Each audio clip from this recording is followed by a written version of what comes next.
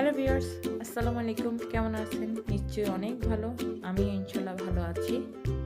নিয়ে এসেছি একটা ভেজিটেবল আইটেম, তার নামটি হলো কুমড়ো ভাজি।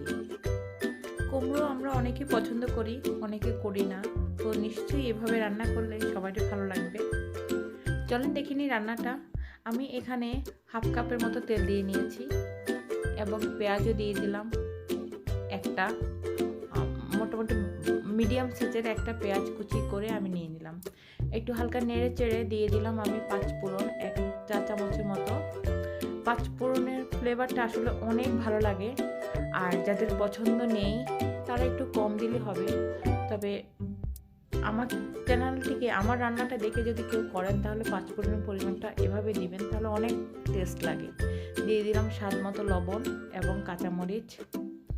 ঝাল অনুযায়ী যে ঝাল পছন্দ করে সেভাবেই দিবেন। নেড়ে চেড়ে দিলাম কাঁচামরিচগুলো, ভালোভাবে একটু মিক্স করে নিচ্ছি। খেয়াল রাখবেন যেন পাঁচফোড়নটা পুড়ে না যায়, তাহলে ফ্লেভারটা নষ্ট হয়ে যাবে। তো যেন পোড়া না যায় সেভাবে খেয়াল রাখবেন।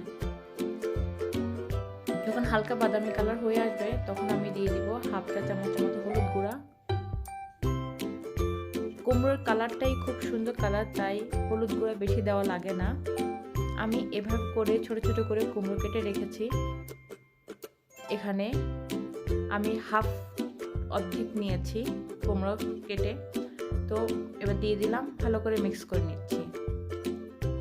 একটু নেড়ে চেড়ে ভালোভাবে মিক্স করে নেবেন। আমি এখানে কোনো পানি অ্যাড করব না। আমি যে কুমড়ো থেকে হালকা যে পানি বের হবে সেই পানি দিয়ে আমি রান্না করব। ঢাকনা দিয়ে আমি প্রায় 10 থেকে 15 মিনিট পরে ঢাকনা তুলে দেখলাম কি অবস্থা। তলায় যেন না লেগে যায় সেবুজ করে নেড়ে চেড়ে দিচ্ছি এবং সেই সাথে চেক করে নিব লবণটাও আর কতখানি সিদ্ধ হয়েছে সেটা আমি চেক করে নিব। এখন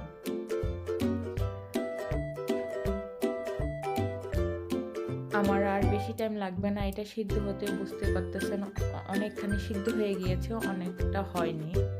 তো আমি এখানে আরও 10 মিনিটের মতো রান্না করব ঢাকনা দিয়ে। ঢাকনা তুলে আবারও দেখলাম 10 মিনিট পরে আমার মোটামুটি এটা রান্না হয়ে গেছে। অনেক সিদ্ধ হয়ে গিয়েছে, সবগুলোই কেটে যাচ্ছে এভাবে এবং তেলগুলোও বেশি এসেছে। তো এই পর্যায়ে আপনারা চাইলে ধনেপাতা অ্যাড করতে পারেন। আমি ধনেপাতা অ্যাড করব না, আমার কাছে নেই, আর ধনেপাতা দিলেও অনেক টেস্ট লাগে। আমি এবার নামিয়ে ফেলবো একটা প্লেটে। এবার আমি সার্ভ করে নেব। তো ভিউয়ার্স, আমার এই রেসিপিটি ভালো লাগলে অবশ্যই একটা লাইক দিবেন, ফ্যামিলি ফ্রেন্ডের সাথে শেয়ার করবেন, কমেন্ট করে জানাবেন আপনাদের কাছে কেমন লেগেছে। আর যারা এখনও আমার চ্যানেলকে সাবস্ক্রাইব করেননি তারা নিশ্চয়ই আমার চ্যানেলটাকে সাবস্ক্রাইব করে নেবেন এবং সাথে বেল আইকনটিও ক্লিক করে নেবেন। হয়ে গেল আমার কুমড়ো ভাজি, একেবারে সিম্পল একটা ভেজিটেবল। যারা ভেজিটেবল পছন্দ করে তাদের কাছে নিশ্চয়ই ভালো লাগবে। খোদা হাফেজ, আবারও অন্য রেসিপি নিয়ে আসবো, দোয়া করবেন।